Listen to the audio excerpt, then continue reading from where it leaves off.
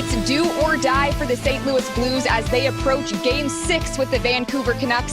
It's just 60 minutes away, so now we welcome you into Game Day Live, presented by Bud Light Seltzer. From Rogers Place, I'm Ashley Weiss. I'm joined by Blues color analyst Joey Vitale. Joey, not the side of an elimination game that the Blues want to be on, but there are plenty of positives to pull from this series. One is that the Blues have already won 2 games in a row, and that the other is that it was only really a small fraction of Game 5 that the Blues didn't like. A very, very small fraction. You're absolutely right, Ashley. I mean, that was a game that they could have really taken a stranglehold of. Not only that game, but the series. Now that one gets away from you a little bit, you know, that goal from the goal line, it felt like that really degassed the Blues a little bit at that point. You got to give a lot of credit. You got to tip your hat to Vancouver because they had that goal and they saw it as a little bit sign of life and they just went on a run with it. Some really great plays from Mott, obviously. Look at JT Miller from that goal as well. So unfortunately for the Blues, that one did get away from them a little bit. But to your point, in that game, there are far more positives, except for the result, than the negatives, I think, for the St. Louis Blues. 5-on-5 was exceptional. They outchanced Vancouver. I got my notes somewhere, Ashley, but I think almost 3-1 as far as 5-on-5 chances go. The penalty kill looked great. The power play had chances. The only thing they really couldn't figure out at the end there was, of course, Markstrom, which they could have had there in the second period. So for this game here tonight, this series, I still think it's a very winnable game. I think it's a winnable series because of all the things that are looking good right now for the Blues 5-on-5. Well, speaking of things that look good, I know you're a big history buff, so let's take a little trip back down memory lane and head back to round 2 of last year's playoffs when the Blues were going into an elimination Game 6 versus the Dallas Stars. They were down 3-2 in that series, but they came out flying and did not slow down, ended up winning that one 4-1, and went on to win the series. How much are the Blues pulling from that experience heading into this one?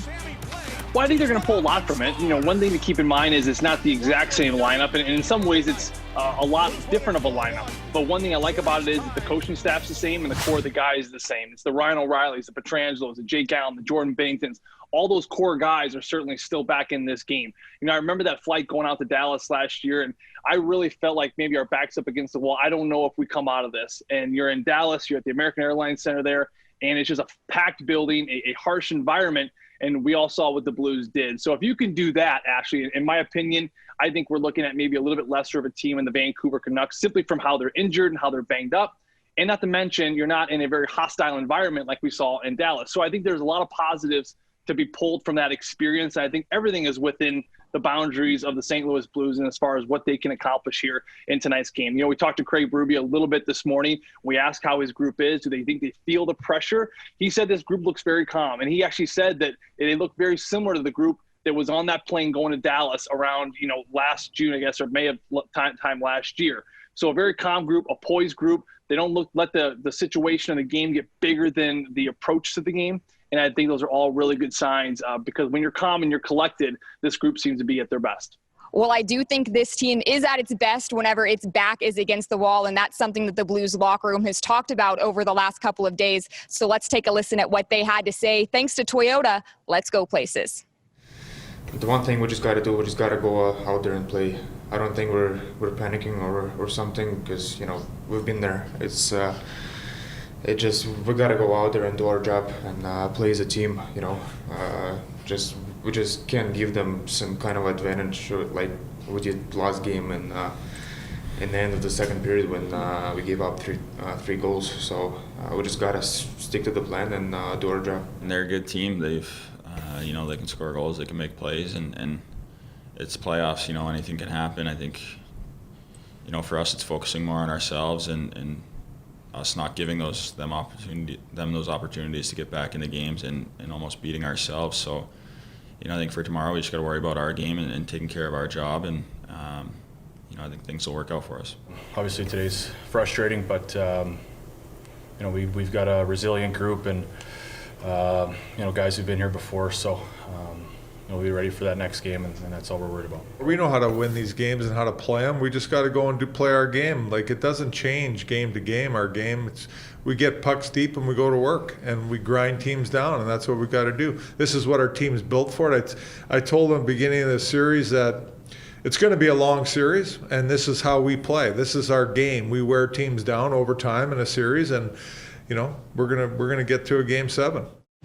Well, Joey, a hot topic heading into this one is who will be in net for the Blues. I do believe that this team is confident in both goaltenders, but can you maybe walk us through what Craig Berube is thinking whenever he's weighing Jake Allen versus Jordan Binnington heading into this one?